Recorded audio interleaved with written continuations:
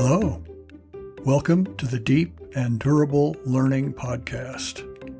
This is the show for anyone who has struggled with the superficiality and short half-life of what passes for education. I'm Mike Gray, and I'm transitioning from nearly 45 years as a professor in higher education into this role of podcast host. Hundreds of my former students have told me that I taught them how to think. This show will offer my proven strategies that will enable you to make the most of your God-given potential to learn.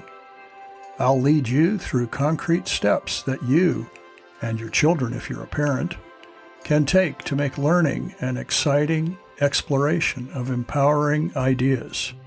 Join me as we pursue deep and durable learning.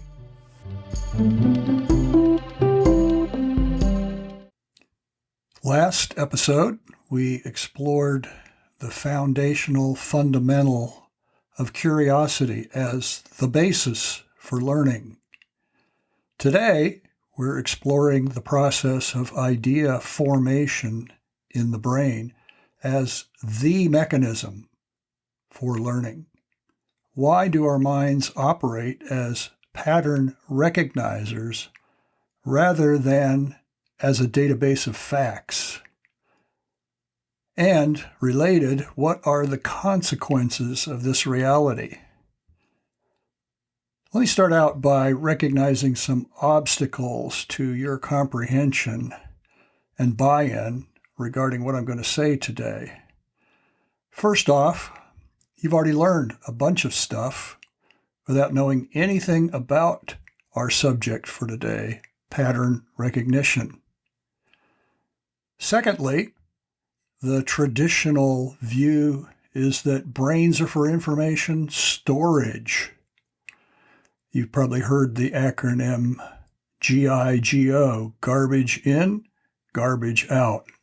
And of course, we hope curriculum is on a higher level than garbage. But it's a reality that traditionally teachers dispense information, usually in the form of facts, and students are asked primarily to retrieve that factual information. The reality is that brains are poor at databasing, and that this, which we've probably all experienced over and over again, is a misguided way of teaching and a very inefficient way to learn, even if it is the standard approach. Third obstacle is that we have an internal illusion as learners that we record reality as we experience it, much like a video recording with some additional augmented parts that make it feel like reality. I mean, memory seems so real that it feels like we're playing back a recording of an event. But that's not true. Memory of all kinds involves encoding, not recording, encoding in the form of concepts. When a cluster of relevant concepts are brought back into our conscious mind, when they're recalled, the brain is actually not playing back a recording, but it's reconstructing the event. This is not beyond analogy here. It's very much like digital photography or digital music. In the digital realm, the reason we call it digital is that eventually the sampling of items to be photographed or of music to be played back has been done on the basis of a quantitative assessment in photography of light and shadow, of colors, of intensities. In music, the frequency distribution and everything else that goes into it being perceived as music. But the point is that with both media, we're reconstructing a music performance or a scene or object that's been photographed. These are not analog experiences. These are digital experiences. And that involves encoding in a format that a retrieval device, usually a computer of some sort, can retrieve and reconstruct the performance. So if we go with music, you're not actually listening to a recording of the concert anymore. You're listening to a reconstruction of a concert. And maybe for that reason, there's a certain romantic attachment to analog performances that resulted this last year in vinyl records outstripping CD sales for the first time since records appeared to be disappearing from the scene.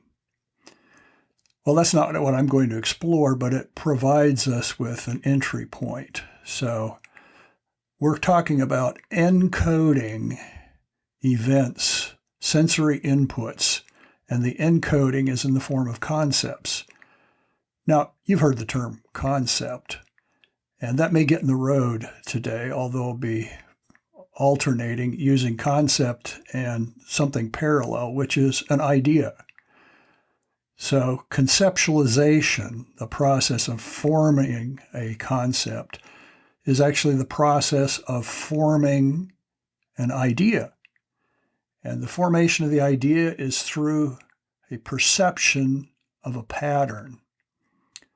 There's a classic book published in 1984 called Learning How to Learn, authored by Joseph D. Novak and D. Bob Gowan. And they define in that book a concept in this way. A concept is a perceived regularity in events or objects that's designated by some label. A perceived regularity in events or objects designated by some label. The process by which we recognize through a series of events that we're seeing something that's a pattern is inductive in nature and involves creation of a concept, of an idea that has to be based on some level of understanding that is in fact perceived as a pattern. Let's talk about inductive logic for a minute. Inductive logic is the kind of logic that proceeds from a group of specifics to the formation of a generalization, an idea that we think covers those specifics. It may account for them in a causative sort of way or in an organizational sort of way, but we're moving from the particulars to a generalization.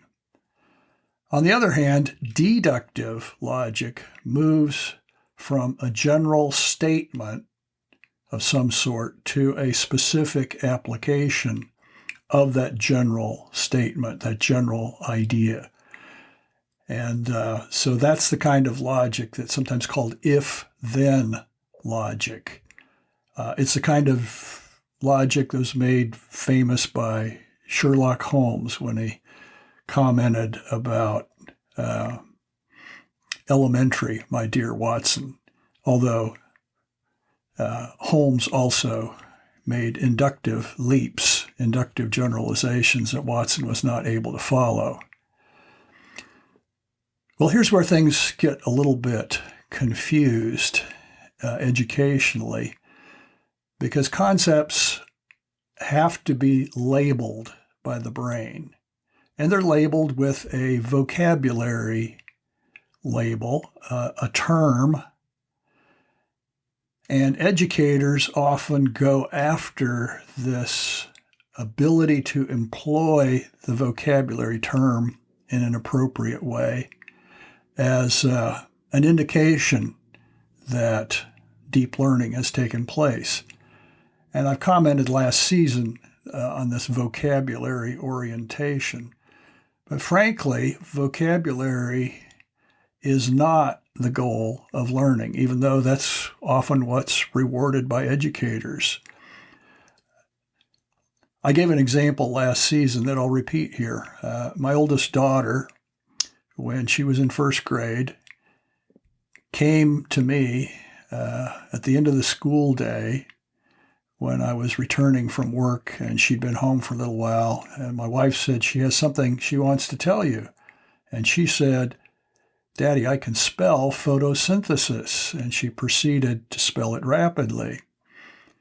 And as I confessed last season, I asked her a fatal question. I asked her what photosynthesis is, which elicited tears. That was not a fair question in her mind. Photosynthesis was a vocabulary term that may have had some kind of a scientific aura to it, but it was not based on understanding.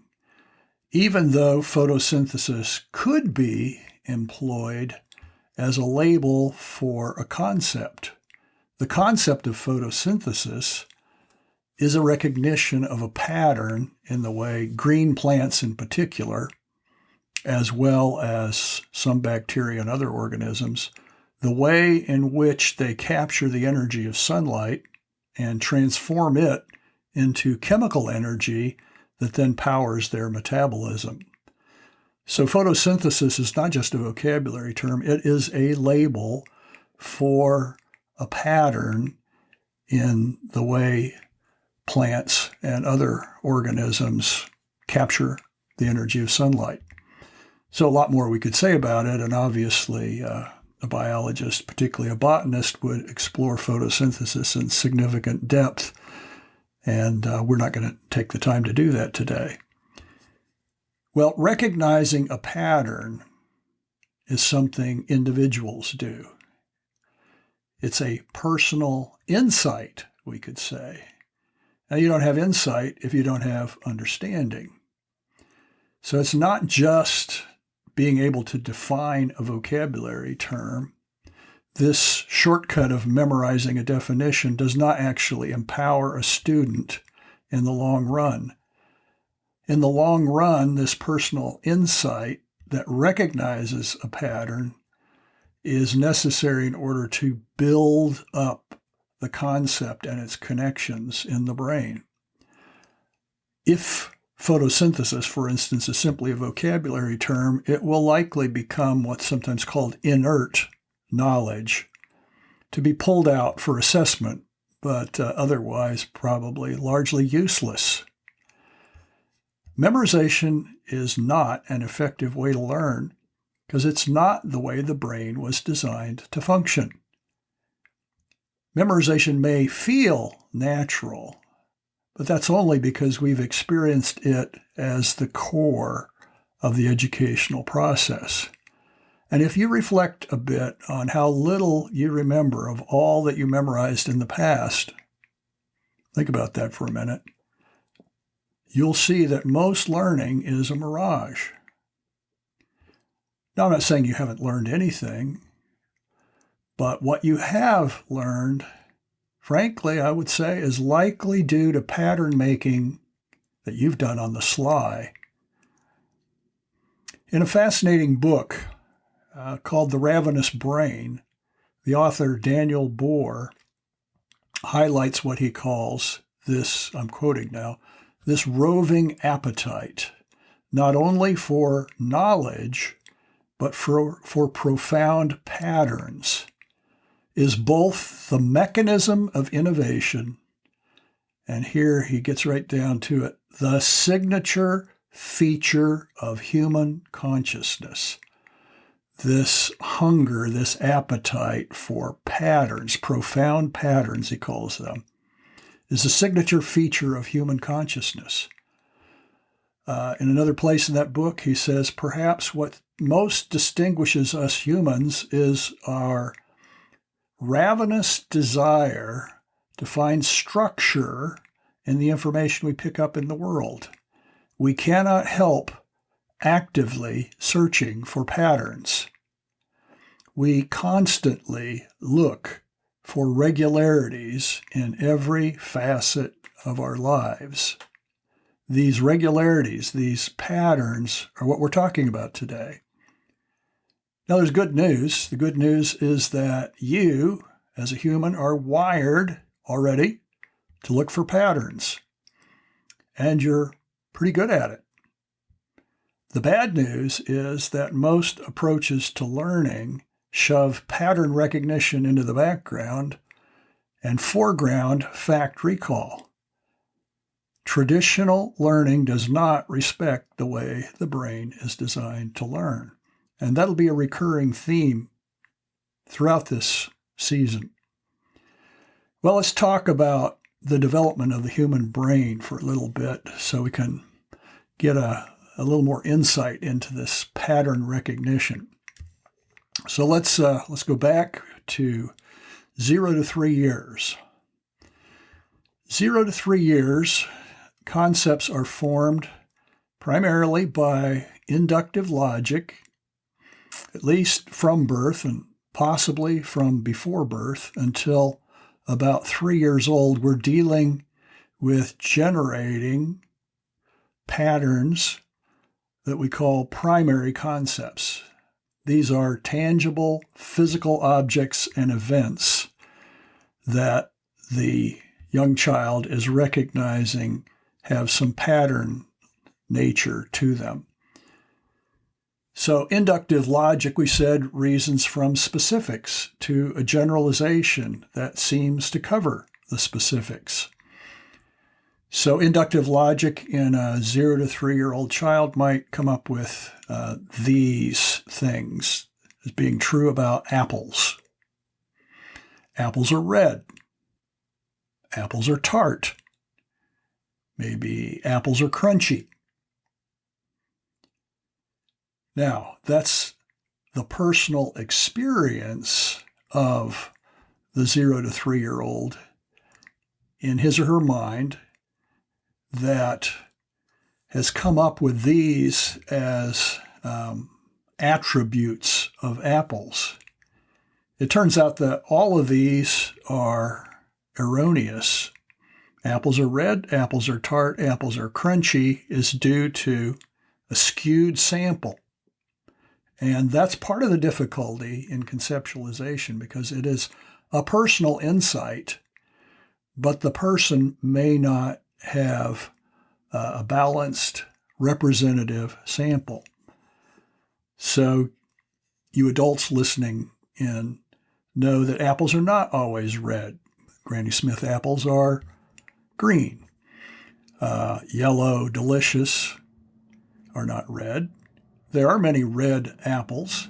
There are some apples that are not just one color. They may contain a mix of red and green, for instance.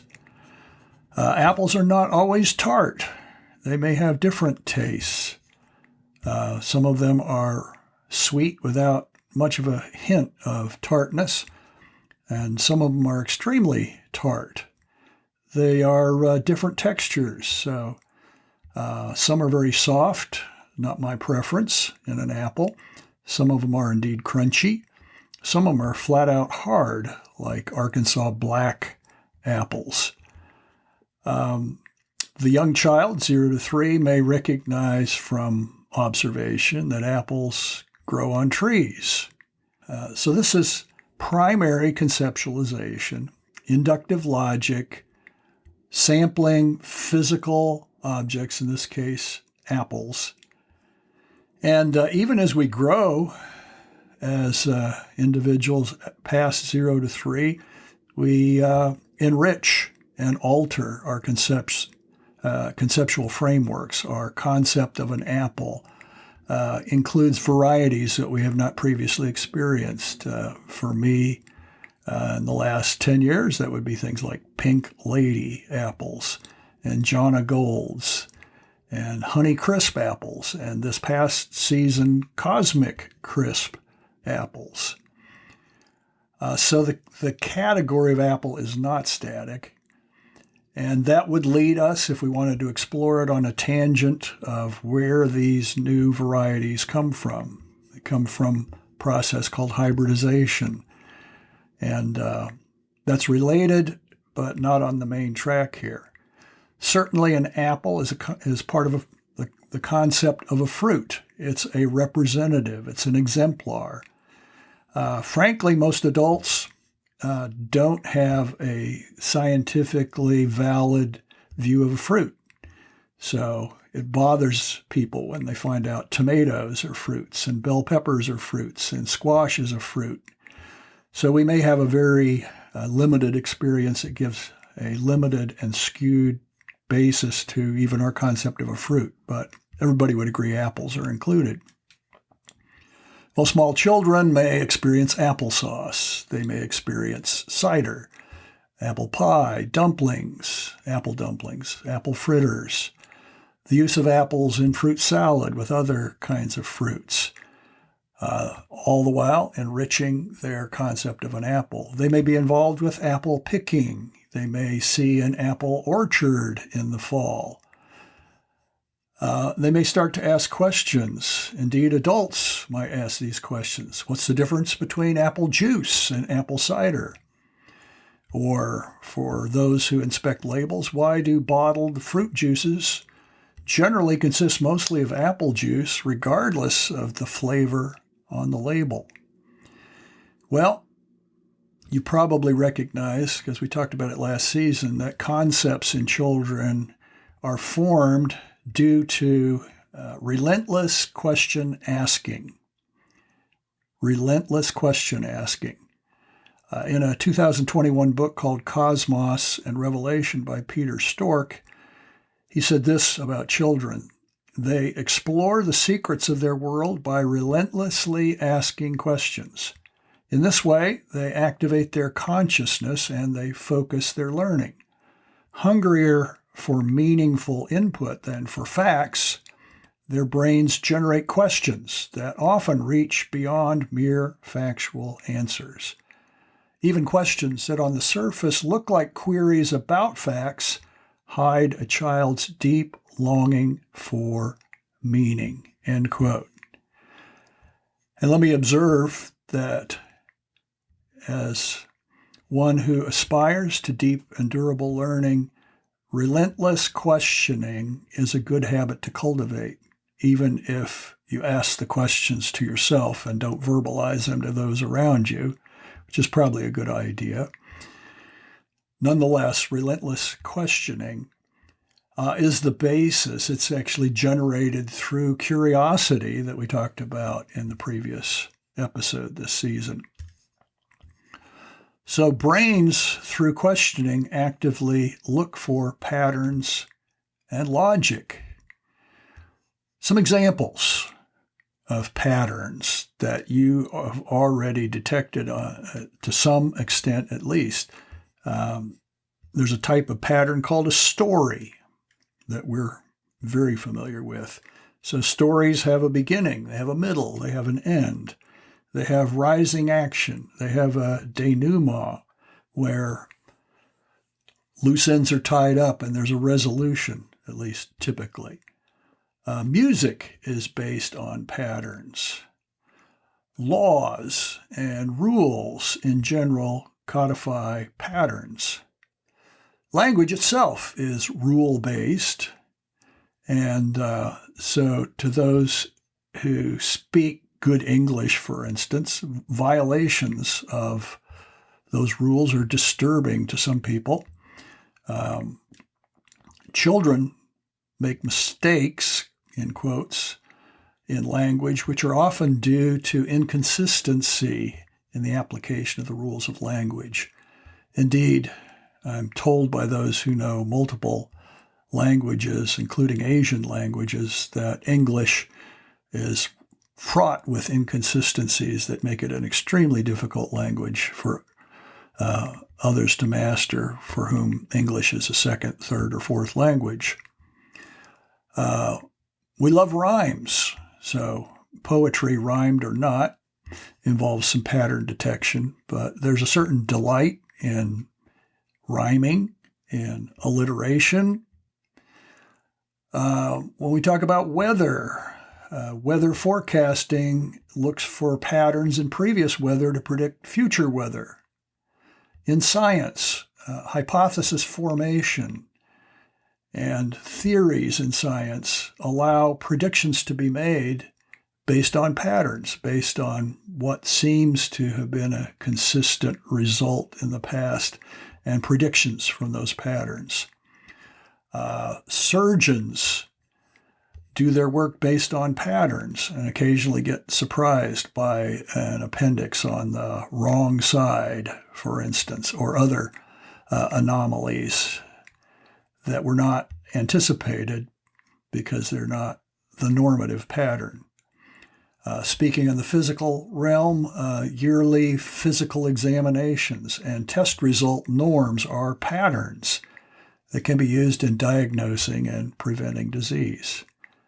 Even in the realm of cooking shows, cooking can be reduced to just slavishly following a recipe, but some cooking shows have a feature of why this recipe works, which yields mechanisms that allow us to explain why a particular recipe is successful and to troubleshoot when a recipe is not successful. So, I hope you can see the patterning part of the brain coming out in just these few examples. After age 3, conceptualization transitions from nearly entirely inductive to nearly entirely assimilation of concepts from outside of ourselves, the concepts that we're presented with through the experience of others and the way in which they use those patterns. Much of this transition to concept assimilation involves exploring increasingly abstract concepts over the rest of our lives. So this phase of concept assimilation is normative after age 3 and for adults also. An example, when one of my grandsons, was around 3 years old, which was last year, he arrayed physical items. He lined up a bunch of things in front of me at breakfast and then proceeded to give his diagnosis of the way in which they were patterned. And the question he was asking were these objects breakable or non-breakable? So he had glass and plastic and metal items and wood items and so forth. And he was checking his abstract generalization of would these things break or wouldn't they break? Well, after early elementary school years until junior high, concept formation especially majors on what are called secondary concepts. That is, not physical objects per se, but things that involve physical props. So in the early elementary years until junior high, field trips to the zoo may happen. And a field trip to the zoo can help in the formation of a concept like what are the attributes of a reptile, or of a primate, or of a spider, and so on and so on. There's pattern, again, that's involved. So early elementary until junior high, secondary concepts. Organization, we could say, of physical objects. After junior high, physical props are really probably not needed, and abstract concepts like love or dishonesty or treachery or nobility, etc., can be assimilated. This often involves contact with narratives in literature, history, etc. Economic and governmental systems can be understood at the high school level. So this is an increasing level of abstraction. Now, as a sidebar here, the evolution of language is an indication that societal evolution of the underlying concepts is occurring. in my childhood, what it meant to be cool, as in what they called beatniks back then, was just coming to the fore. And interestingly, that word has maintained a meaning that obviously has nothing to do with temperature in certain contexts. The word of the year by both Oxford English Dictionary and Webster past year is VAX, V-A-X, for what are probably obvious reasons. So precision in language is a hoped for, at least, reflection of the clarity of the underlying concepts, and language is malleable and changes over time. The reason there are so many words is that precision in vocabulary can move us toward precision in our thinking. And so vocabulary, one individual has called compressed truth. It's not just a label, it's a compressed truth. It's a way of retrieving a whole realm of experience and a lifetime of constructing that concept. Let me give you an example of the evolution of a concept, and the word I'm going to use here is organic, the adjective organic. When I looked in the Oxford English Dictionary, the meanings go all over the place. There are literally dozens of different meanings, starting with something that has organs, the characteristics of a living organism. It has use in mathematics. It has use in music. It has use in area of law or economics or architecture. It has a general usage of being a coordination of parts into a single harmonious whole, quoting from Oxford there.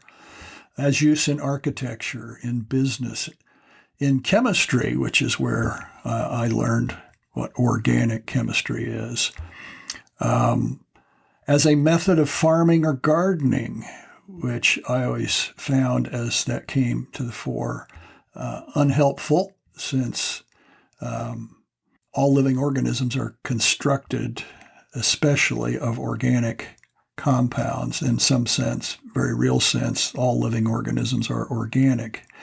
But what we've had over time then is this dithering on the word organic to the point where I don't think it's any longer a helpful adjective. Dithering produces imprecision, and people appropriate the word organic for all kinds of things. I heard a podcast not long ago that talked about organic economics, and when I Googled it, even Google couldn't find such a thing directly. So, to sum up where we've been today, we are relentless pattern perceivers and pattern constructors. And this idea of pattern is the basis for the ideas, the concepts that we've developed over time. We label concepts with a vocabulary label, but the vocabulary label is just a means to access the relevant concept, the truth underneath the label, as it were. It's not an end in itself. We may develop personalized misconceptions based on skewed experience that, in fact, are detrimental to further learning. We've also observed that conceptualization is an ongoing process with both additions and subtractions, refining our concepts. What's been in the background is there have to be common understandings of concepts on the basis of society, or concepts being so private will not help us to communicate with each other. Another lesson we learned today is that concepts are sometimes modified by society, like organic, in unhelpful ways that reduce precision. And finally, we learned that the human brain encodes sensory experience in the form of concepts, ideas. So teaching to be effective needs to help learners to conceptualize accurately.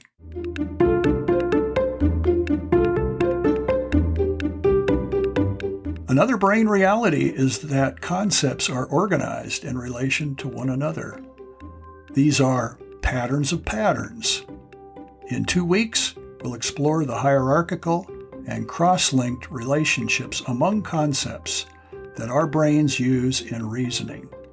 Join me then as we go deeper into how the brain learns and why it matters.